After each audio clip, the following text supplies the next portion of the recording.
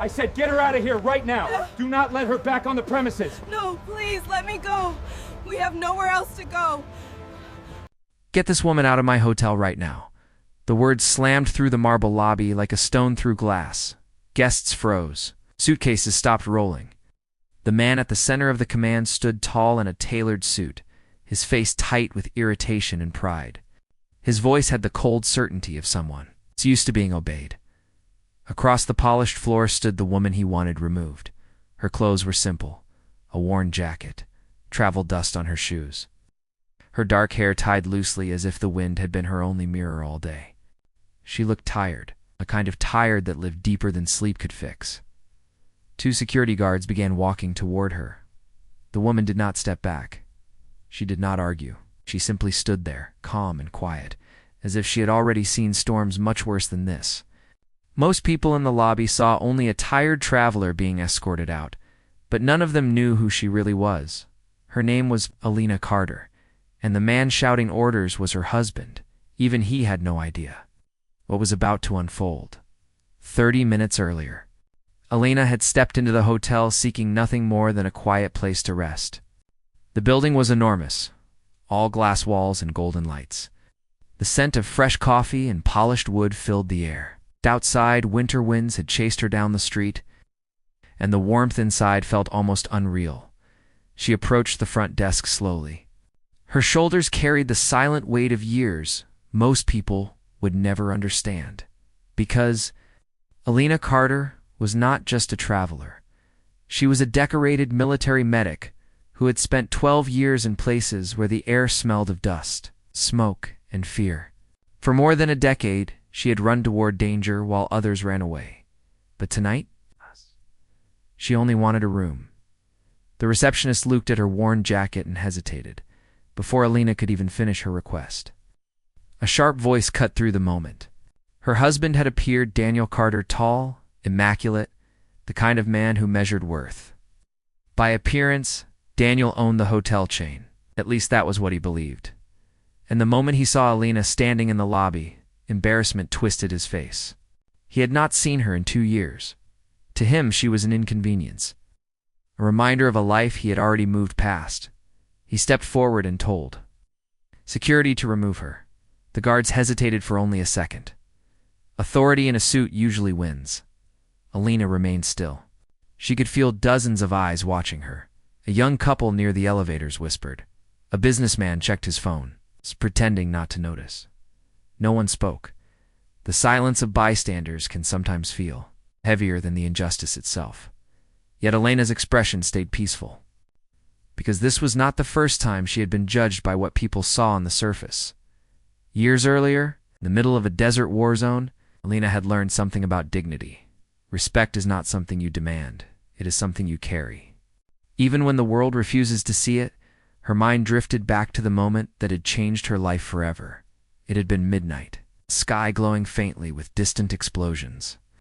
The air smelled of sand and burning metal. A convoy had been hit. Alina had sprinted through the chaos with a medic bag slamming against her hip. Soldiers shouted. Someone cried for help. A young private lay on the ground, breathing shallow. She knelt beside him. Blood covered her gloves, but her hands never shook.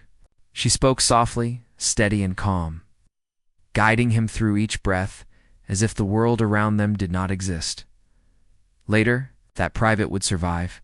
Years afterward, he would write her a letter. He told her something she never forgot. That night, he believed he was dying. But the moment he saw her calm face, he felt hope.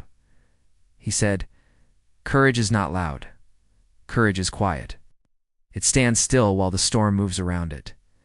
That sentence had stayed with Alina through every hardship since. Through the funerals of friends who never came home. Through the long nights, when the silence after battle felt louder than gunfire.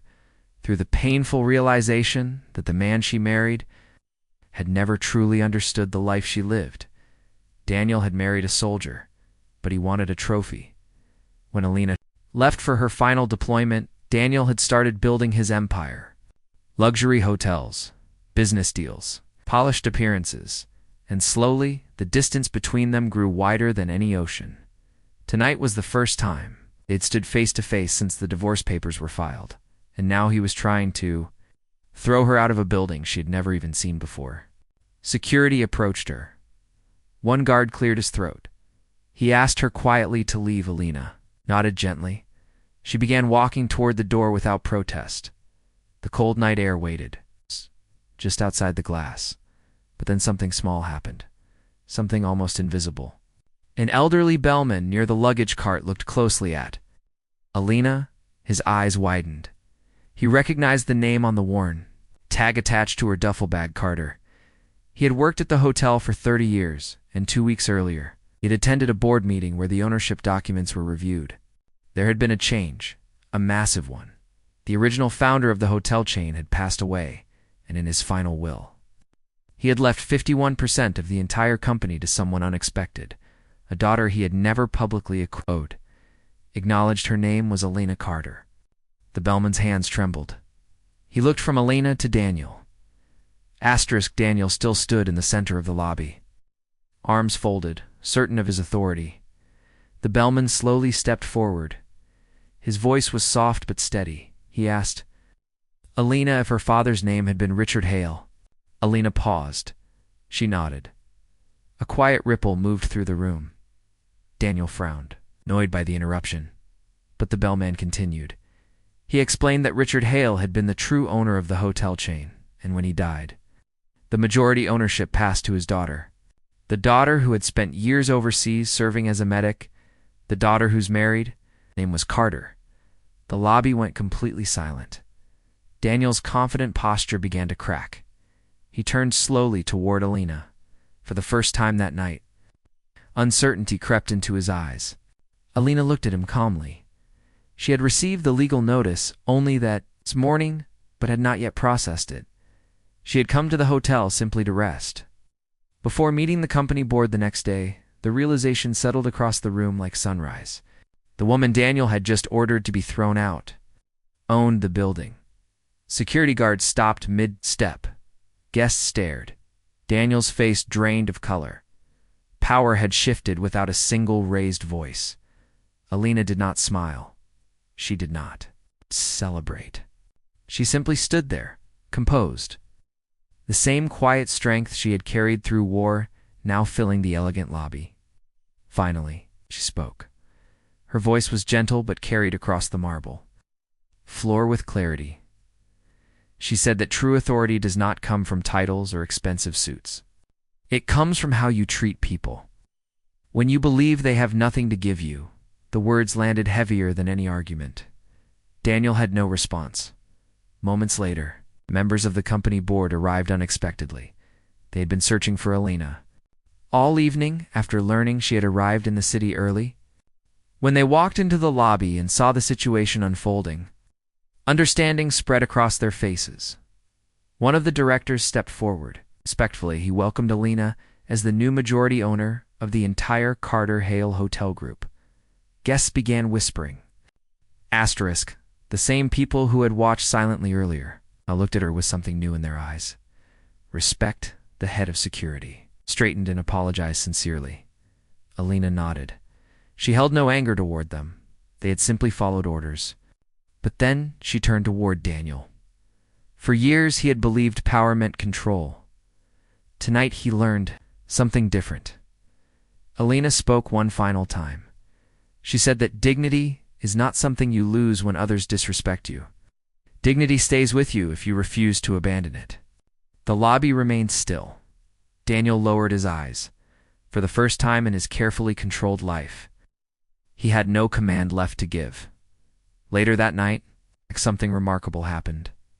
Word spread quietly among the hotel staff. Housekeepers, bellman chefs, and receptionists began gathering in the lobby. Not because they were ordered to, because they wanted to. One by one, they stood in silent respect as Alina walked through the room. No applause, no spectacle. Just people recognizing someone who carried honor without needing attention. It became a moment many would remember for years. Not because a powerful man lost control, but because quiet strength revealed itself without anger. As Alina reached the elevator, she paused. She turned back toward the crowd and said something that would later be repeated by many employees. She said that the strongest people are not the ones who shout the loudest. They are the ones who remain steady when the world expects them to break. Then she stepped into the elevator, disappeared into the upper floors of the hotels she now owned. Outside, snow had begun to fall softly over the city, and inside that grand building, something deeper than ownership had changed. Respect had found its rightful place. Stories like Elena's remind us of something important. Many of the strongest people around us carry battles we cannot see. They may walk quietly, they may wear simple clothes, but inside them lives courage built from years of sacrifice. If this story moved you, take a moment to share where you are watching from. Tell us what you would have done if you had witnessed that moment in the lobby.